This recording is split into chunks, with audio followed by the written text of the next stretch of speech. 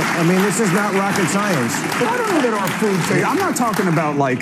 The food is delicious. It is. In America. If I had 6 months to live, you mean the I'd eat McDonald's every night. Are you and if I ate McDonald's every night, I'd have 6 months to live. Yes. So look, I was on his team. McDonald's isn't delicious? Who are we fucking kidding? It's delicious. It's so, I mean, we should talk, but I never have it, but it's delicious. And how do you know?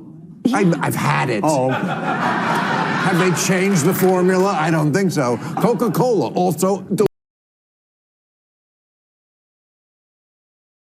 Look, the Democrats have had their people, but I mean, there's just a lot of people in that administration that have women issues. Yes. Yeah, okay. Glad we all agree on that.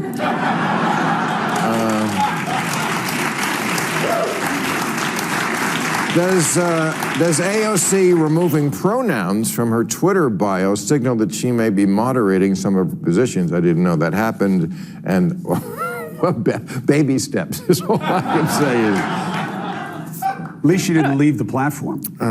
She's been listening to people. She's been saying, because I think she's smart, she's been saying to Trump voters who voted for her and Trump to explain why. And tell why they split their ticket. It's been very interesting. Yeah, I think that she owns her own positions. You may not agree with them, but there's an authenticity to it.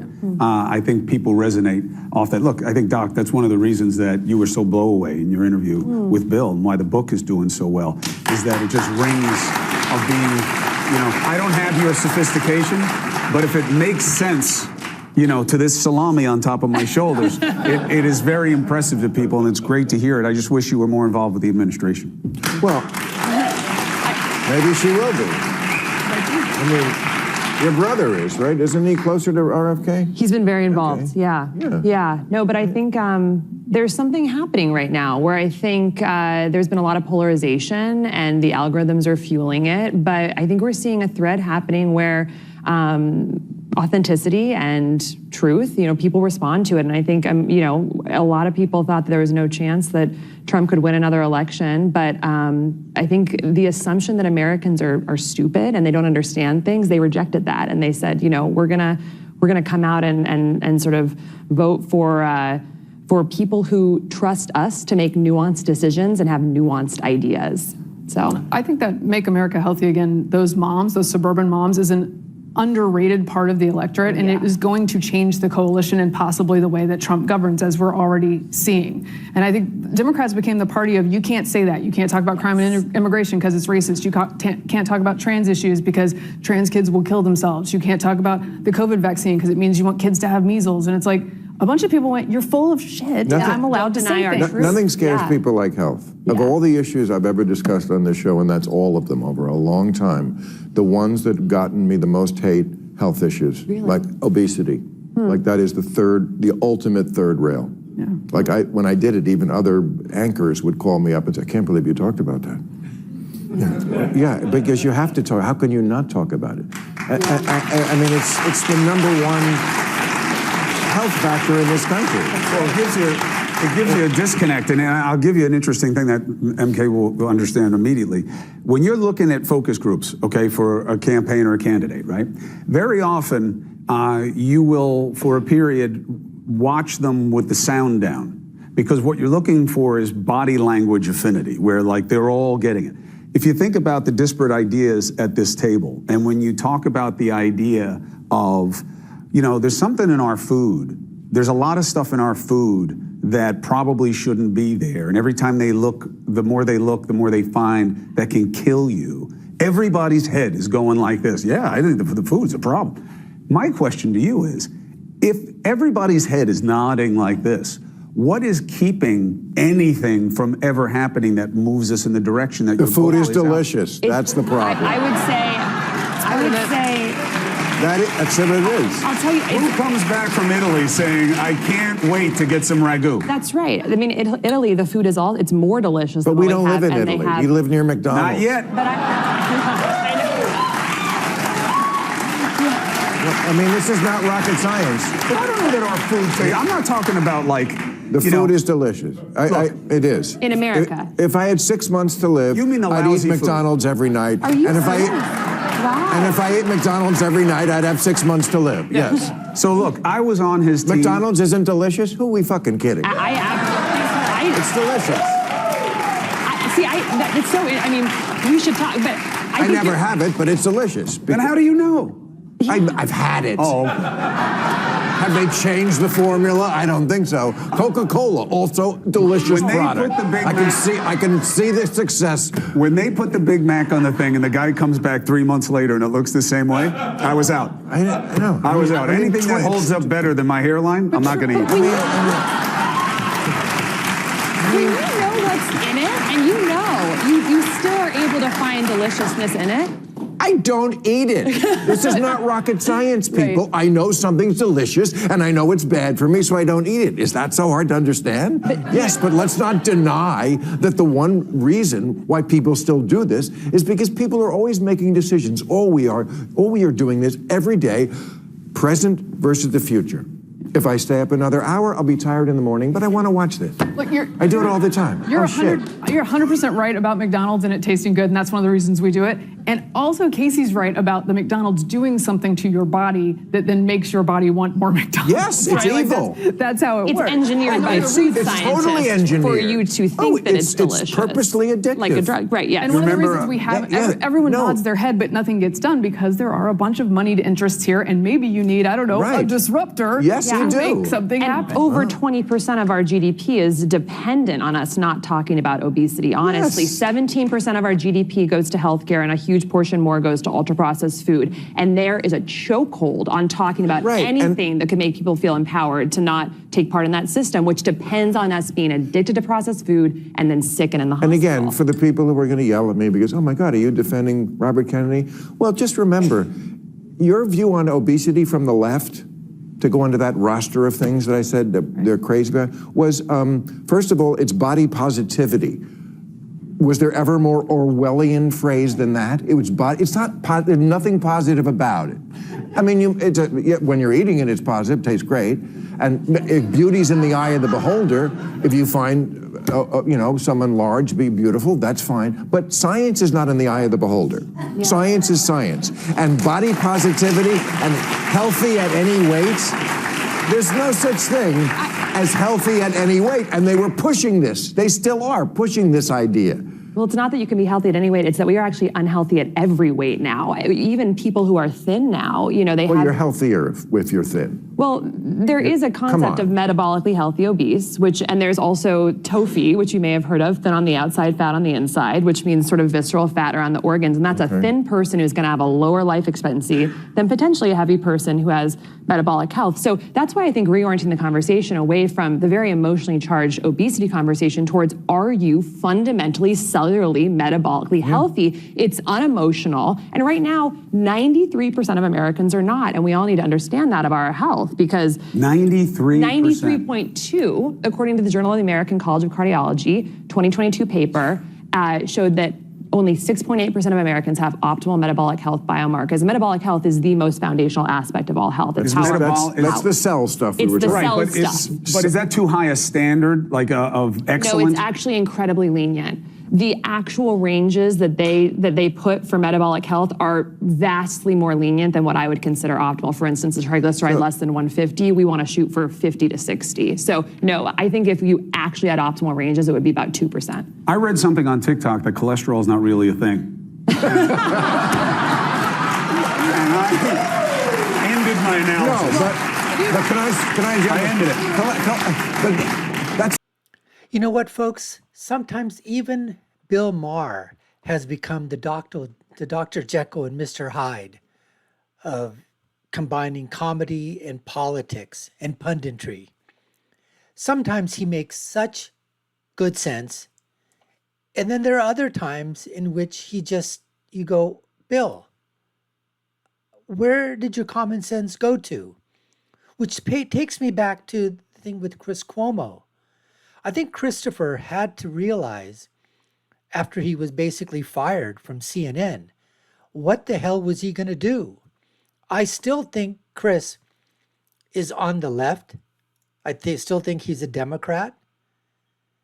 But he has seemed lately, if you've watched him go on the podcast, like on Patrick Bet David or any of the others, he seems to have centralized his views a little bit and is coming across much more centrist than he was when he was on CNN, which is one of the reasons why I think he's been doing fairly well on News Nation and his own podcast. He's trying to reinvent himself.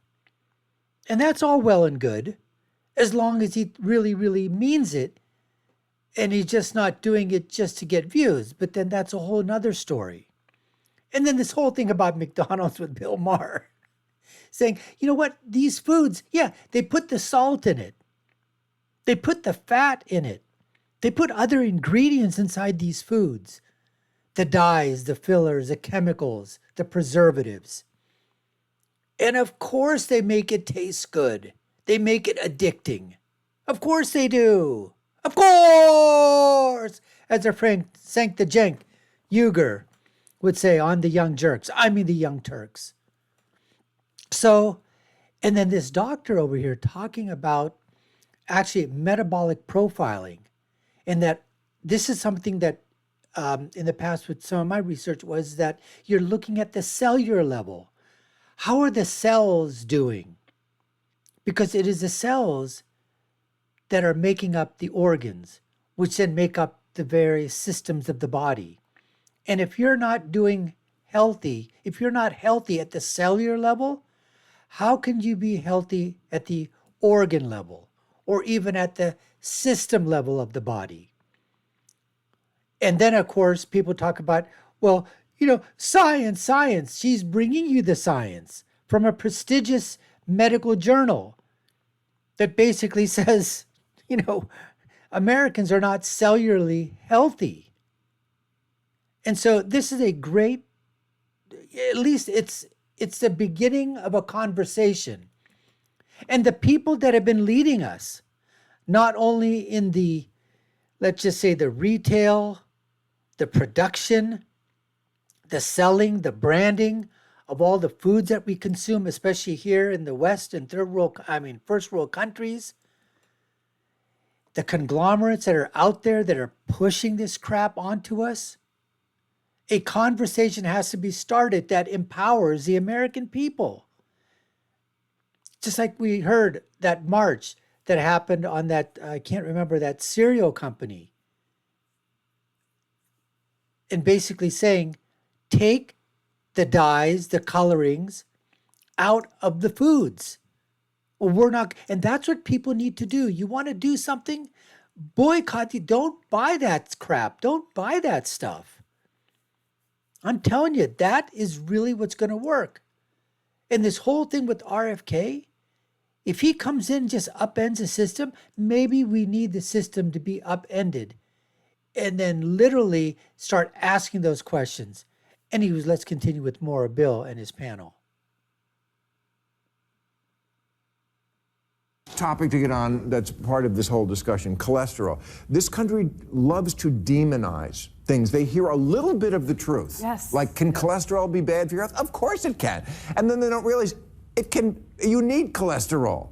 Vitally. Same thing with sunshine. Like sun, a lot of people think sun is just flat out bad for you. And he's right. And of course, we're solar creatures. You have to get sun to convert vitamin D. I'm telling you, I figured this out. There was a picture on TikTok of a guy holding a panda, and it said on the bottom, eggs aren't so bad after all. And there was a link. I didn't go to it because that was enough. Well, if you don't like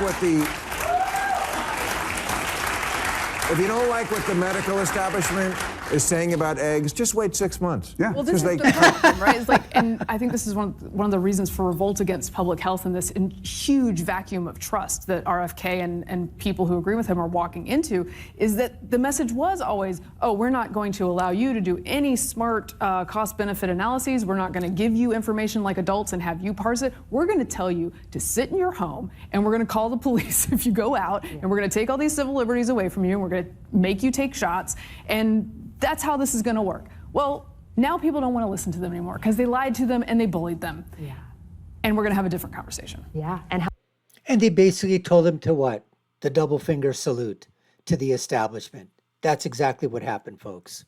health got destroyed for children during that time period, and mothers don't like that. No one's paid for it. No. So here's a question, and I know people are saying this.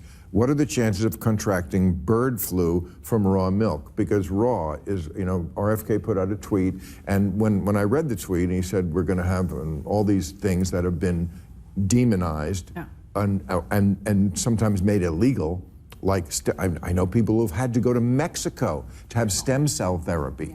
Why do we have to go to Mexico? It's not witch doctor stuff, it's stem cells. But okay, I could go off on my horse on a lot of these, but bird flu from raw milk. Now, can you get diseases from raw food? What are you looking at us for? You're not like, I'm asking everybody. Okay, but I'm saying, can you get something from raw? Yes, of course you can. I mean, the debate, I'm just trying to set it up for people to know what we're talking about. The debate is, yes, when you pasteurize and homogenize things, you're never going to get sick from it immediately because you kill the bacteria. But the point is that you want the good bacteria. Right. That's why we want raw. So there are times when raw would be bad for you, yes, but to blanketly make it illegal is something a lot of people like myself don't want. We want to get raw. I'm with you, Farmer And Bill. I've had it. Farmer Bill. Is that about right?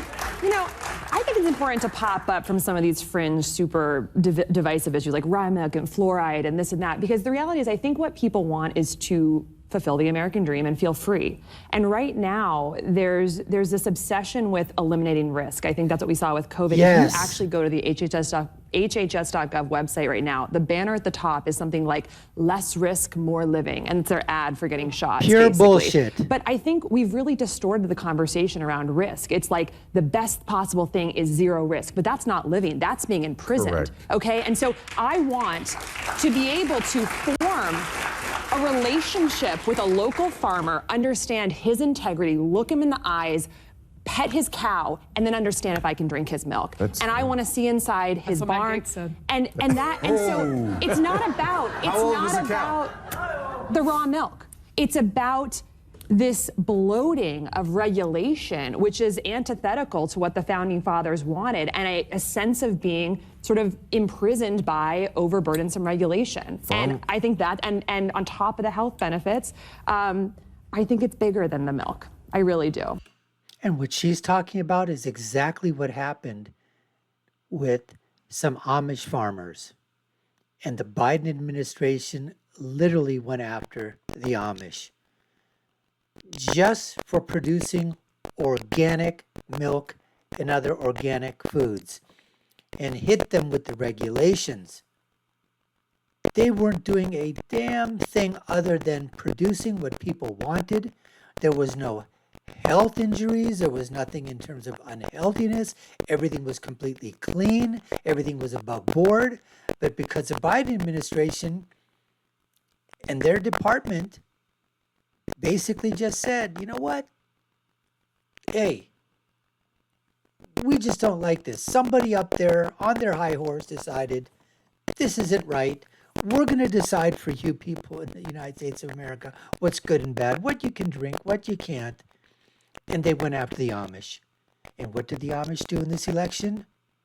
Oh, double finger salute. That's right, folks. Double finger salute to the administration. And I'd say 100% of the Amish vote went to Trump. 100%. Farmers in your area want you to pet the cow. We get all right now. There's a war on small farmers. Yes, there is. There's a war on small farmers where there's four Sure. conglomerates for meat in the country. They want all the meat to be sold to bigger conglomerates. I'll just ask one more thing about this, because obviously this is the issue we're all interested in talking about. You mentioned fluoride. Now, I don't know shit about fluoride. I know they put it in the water when I was a kid, and I guess they still do. Then I was reading this week because he mentioned fluoride. And again, this is the problem with our health discussions in America. Half the people in this country hear somebody is going to question fluoride, and they go, oh my God, Bobby Kennedy's a crazy person who wants to take fluoride out of the water. And I'm not that person. Right. Like fluoride, I don't know. Did it hurt me, being in the water? Probably not. But again, It's naturally occurring. I don't know why we have to put more of it.